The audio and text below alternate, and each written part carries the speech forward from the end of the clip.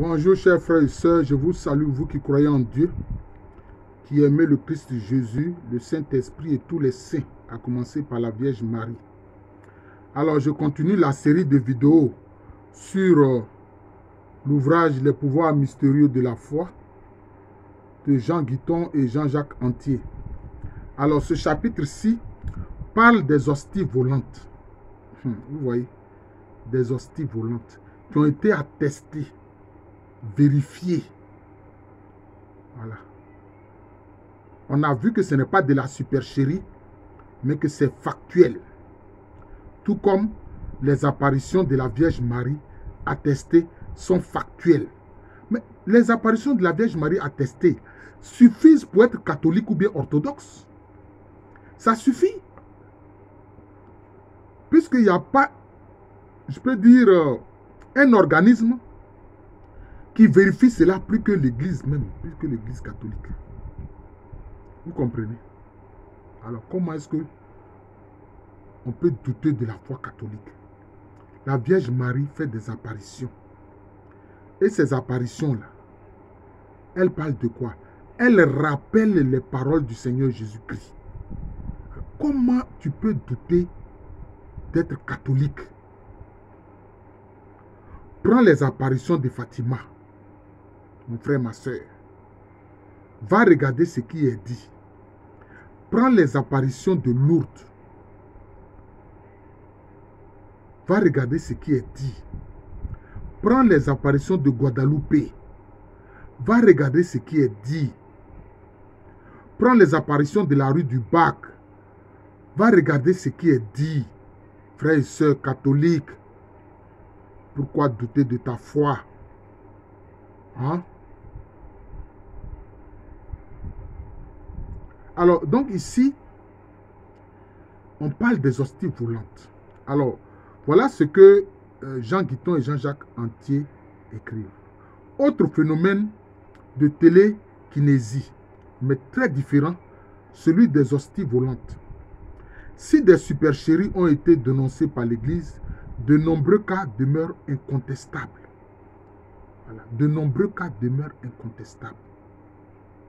Bien qu'ils soient anciens, il faut citer le cas de Sainte Julienne Falconieri, fondatrice de l'ordre des Mantellates, qui est décédée en 1341, parce qu'il figure dans une des leçons du bréviaire romain.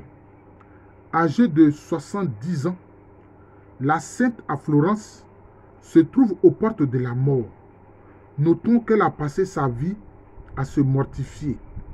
Malgré ses souffrances, elle se désespère seulement de ne pouvoir communier, son estomac refusant toute nourriture. Elle demande toutefois au père Jacques de Camporeggio de lui apporter l'hostie et de la poser près de son cœur. À la stupéfaction de toutes les personnes présentes, le pain divin disparut à l'instant. Au même moment, un sourire de paix et de joie illumina le visage de Julienne et elle rendit l'âme. Tout le monde demeurait confondu. Quand on fit la toilette funèbre du corps, on trouva que le côté gauche de la poitrine, on trouva sur le côté gauche de la poitrine une marque, comme l'empreinte d'un sceau, reproduisant la forme de l'hostie avec l'image du Christ crucifié. Frères et sœurs, vous avez entendu, non? Je vais reprendre cette partie-là.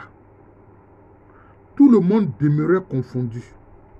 Quand on fit la toilette funèbre du corps, on trouva sur le côté, il s'agit de Julienne Falconieri, cette sainte-là. Quand on fit la toilette funèbre du corps, on trouva sur le côté gauche de la poitrine une marque comme l'empreinte d'un sceau reproduisant la forme de l'hostie avec l'image du Christ crucifié. Naturellement, on rechercha et on ne retrouva jamais l'hostie. Vous avez entendu? Et ça, c'est attesté. Ça a été vérifié. Voilà. C'est ça. Donc, vous voyez qu'il ne faut pas jouer avec l'hostie. Enfin, l'hostie consacrée. Il ne faut pas jouer avec le corps du Christ. Il ne faut pas jouer avec son sang. Ça a laissé une marque, un sceau sur cette sainte-là. Julienne Falconieri. Voilà. Voilà donc un double cas de communion télékinésite, c'est-à-dire qui se déplace, et de stigmate avec image, reproduisant le Christ en croix au centre d'un cercle. Le fait d'une hostie pénétrant miraculeusement dans le corps à travers l'épiderme n'est pas unique. Mais il est difficile de trouver des témoignages absolument fiables. En revanche, les récits d'hosties volant vers la bouche abondent. Voilà. Voilà. Donc les récits, l'hostie qui volent pour aller dans la bouche du communion, ça abonde.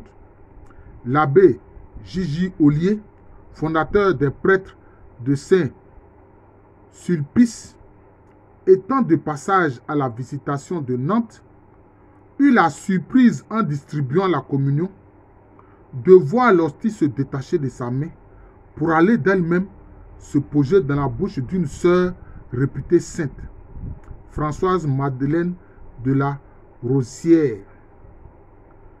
Un autre prêtre, le recteur de Niort, confirma le phénomène. Il avait vu lui aussi l'hostie voler dans sa bouche en la communion.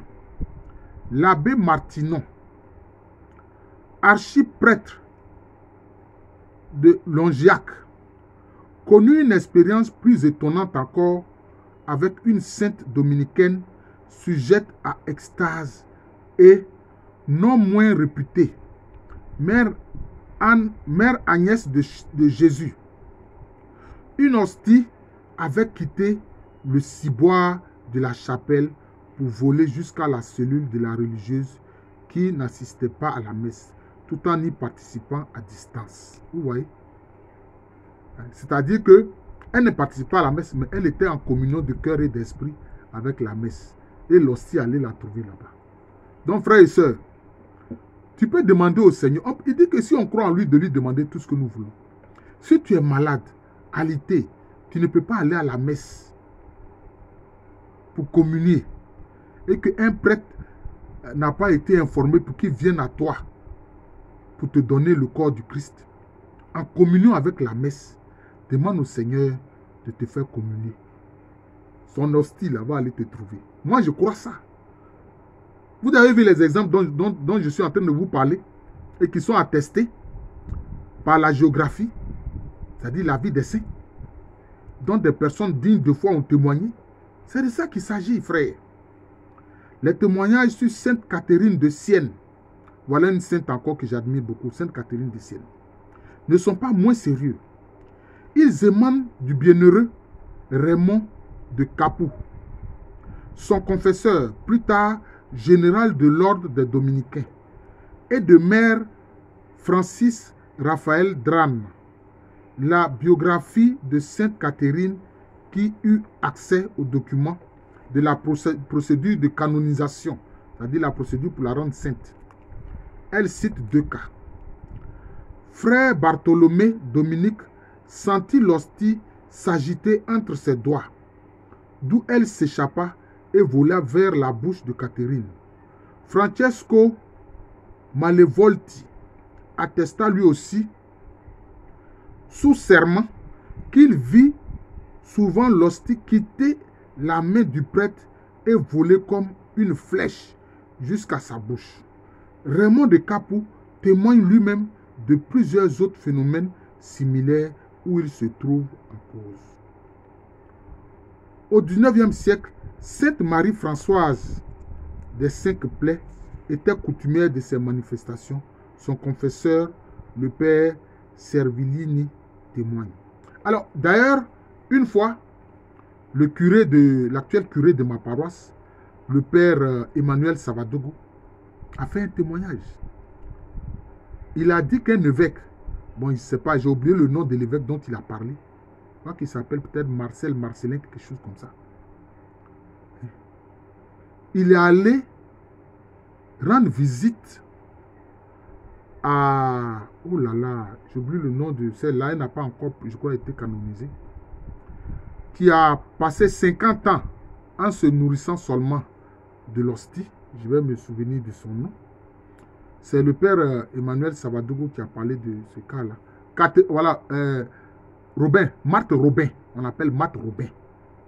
Il dit quand cet évêque allait là-bas, il disait comme ça que oh, lui n'est pas digne de s'approcher de cette dame parce que lui, il sait qu'elle est sainte. On lui a dit, mais tu es venu pour la voir.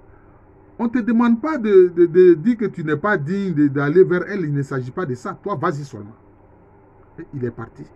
Et il avait charge de donner le corps du Christ à Marthe Robin.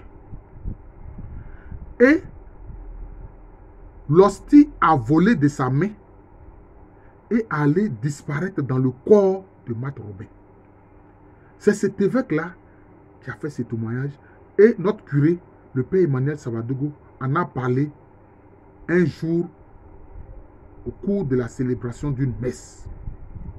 Vous voyez, c'est ça. C'est ça. Quand on a faim et soif du Seigneur Jésus-Christ, lui-même il accourt vers toi parce qu'il sait que tu as faim et soif de son corps et de son sang et que tu l'aimes de tout ton cœur. Donc, on parle maintenant du témoignage du père Cervellini. Quand je fus, c'est lui qui parle maintenant, hein, quand je fus sur le point de lui donner la communion, c'est-à-dire à Marie-Françoise, hein, des 5 plaies, c'est comme ça qu'on l'appelle,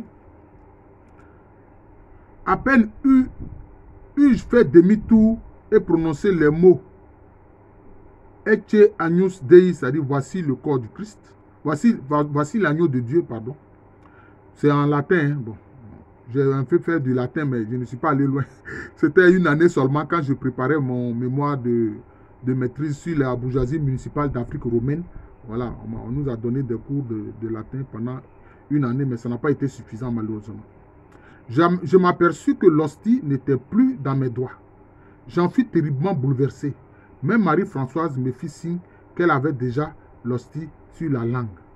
Témoin de l'incident, le Berelli, qui était aussi ému que moi. Bon, il dit le Seigneur Borelli. Bon, je n'ai pas envie de dire ce mot-là. Un autre témoin sérieux, également confesseur de Marie-Françoise, le père Bianchi, il sera béatifié, raconte le transport mystérieux du calice pendant la messe jusqu'à la cellule de la Sainte, après la consécration et avant la communion de l'officiant, pour lui permettre de participer au précieux sang. Vous avez entendu? Bon, je reprends. Le père Bianchi, il sera béatifié, raconte le transport mystérieux du calice pendant la messe jusqu'à la cellule de la Sainte, après la consécration et avant la communion de l'officiant, pour lui permettre de participer au précieux sang de Jésus-Christ. Là, maintenant, c'est le calice maintenant qui va à elle maintenant, pour qu'elle puisse boire le sang de Jésus-Christ. Frères et sœurs, vous avez entendu, non? Ah bon, c'est ça. Elle en prenait parfois très peu, mais c'était suffisant pour m'amener à la questionner et m'assurer du fait. Une fois où elle en but presque la moitié, je notais l'absence indubitable d'une partie du contenu du calice. Voilà que le prêtre a chaud avec cette sainte-là. Elle a bu presque la moitié du sang du Seigneur. En quelques rares occasions, elle recevait aussi, par l'intermédiaire des anges, le fragment de l'hostie que j'avais déposé dans le calice. La sainte lui confirma le fait. Vous voyez, c'est cela. C'est cela. Calice qui se déplace. Corps du Christ qui se déplace. Enfin, calice qui se déplace avec le sang du Christ à l'intérieur, bien sûr. Enfin, impossible de mettre en doute le témoignage de Saint Jean-Marie Baptiste Vianney, curé d'As, lorsqu'il déclara à 2 pasteurs protestants qui doutaient de la présence réelle. Voilà, vous voyez, non, la présence réelle. Parce que les pasteurs, enfin je veux dire les protestants, eux, ils disent, au moment où ils communient, Jésus est là. Une fois qu'ils ont fini de communier, bon, pour eux, Jésus n'est plus là. Bon, donc ils font ce qu'ils veulent du reste. Alors que nous, ces restes-là, on met ça dans le tabernacle. Parce que Jésus est présent dedans. Donc, écoutez ici ce que Saint Jean-Marie Vianney, le curé d'As, va dire. Écoutez bien ceci, m'est arrivé à moi. Au moment où un homme qui doutait se présenta pour recevoir la communion, la sainte hostie s'est détachée de mes doigts quand j'étais encore à bonne distance, et elle est allée elle-même se poser sur la langue de cet homme. Vous avez entendu? Le curé d'Ars ne ment pas. Plus proche encore de nous, Marthe Robin, voilà, celle dont j'ai parlé. Monseigneur Marziou l'a communié en 1939. Il raconte. Le père Finet m'avait prévenu. Marthe ne peut pas absorber. Présentez-lui seulement l'hostie devant les lèvres. Elle sera aspirée. Ce que je fis en voyant, non sans émotion, l'hostie s'échapper de mes doigts quand je la présentai devant ses lèvres. Le père Finet, fondateur des foyers de charité et confesseur de Marc, a confirmé. 3 fois l'hostie m'a échappé des mains à 20 cm de distance pour se précipiter dans la bouche de Marthe. À ce moment-là, elle tombait en extase. Le père Thurston souligne que les cas de communion télékinésique abondent dans les procès de canonisation. Quand nous sommes convaincus d'une réception surnaturelle de l'Eucharistie, confirmée par la disparition simultanée et inexplicable d'une hostie consacrée, il ne semble pas irrationnel de croire que, par quelque voie mystérieuse, l'objet d'un désir si intense ait pu être transporté physiquement à travers l'espace intermédiaire. Si la télékinésie existe, il est difficile d'imaginer une condition où le pouvoir de l'esprit sur la matière soit plus susceptible de se déployer qu'à l'égard de ces espèces consacrées qui appartiennent déjà aux 2 règnes de l'esprit et des sens. Constatant que la conscience agit sur l'environnement physique et réciproquement, Rémi Chauvin écrit. Bon là, sur ce point, je ne suis pas d'accord. Ce n'est pas la conscience de ces personnes qui a fait ça. C'est le Seigneur même qui a fait ça. Parce que ces gens avaient le grand désir de le recevoir. Mais là, il veut utiliser des moyens scientifiques, il veut utiliser de science pour expliquer que, ouais, comme les gens avaient un grand désir, c'est pour ça que l'hostie est venu à eux. Non. C'est le Seigneur qui décide. C'est lui qui vient vers nous. Voilà. Il faut comprendre ça. La volonté peut agir au niveau électronique, c'est-à-dire tranchant le mot au niveau quantique, comme l'a toujours pensé Costa de Beauregard. C'est vrai, la physique quantique explique certaines choses. Voilà. C'est par la physique quantique qu'on peut être à 2 ou 3 endroits différents parce que les particules le font. C'est comme ça que Padre Pio aussi, par la bilocation, peut être à 2 endroits différents. Mais, moi je le dis et je répète, sur ce point, je ne suis pas d'accord avec Jean Guiton et Jean-Jacques Antier, non. Ces saints-là, ils aiment profondément le Seigneur Jésus-Christ. Et donc, comme ils aiment le Seigneur Jésus-Christ, qui sait, alors lui-même, il accourt vers eux. Parce qu'il ne faut pas comprendre, il ne faut pas oublier que lui-même, il est présent dans l'hostie consacrée. Donc, il vient vers eux. C'est lui qui vient. Mais ce n'est pas par leur propre volonté qu'ils font venir l'hostie vers eux, ou bien qu'ils font venir le calice avec le sang à l'intérieur vers eux. Jamais. Il ne faut jamais croire ça. D'ailleurs, cette partie qu'il veut expliquer par la science, là, je laisse ça de côté et je m'arrête là. Voilà. Voilà, je m'arrête là. Et on va poursuivre cette vidéo-là. Vraiment, je souhaite que, frère, vous preniez le temps d'écouter cette vidéo-là, qui parle des hosties volantes. Jésus-Christ est vivant.